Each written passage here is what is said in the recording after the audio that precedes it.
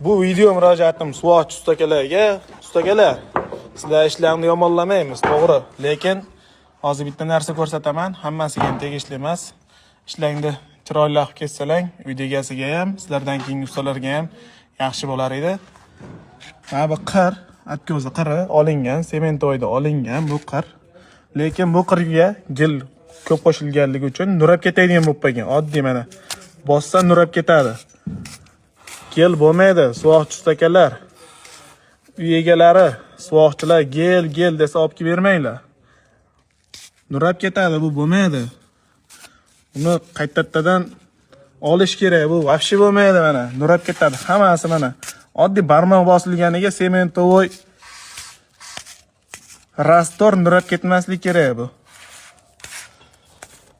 Sal e'tibor bilan ish qilishlaringni tilab qolamiz. Juda ko'p shu ketma-ket 3-uchasiga hammasi shunaqa nurab ketyapti. Maslahat beryapmiz uy egalariga, suvoqchilarga. Iloji boricha o'zlaringni foydalaringni o'ylamasdan, uyda egasining foydasini o'ylab chiqsang yaxshi bo'ladi.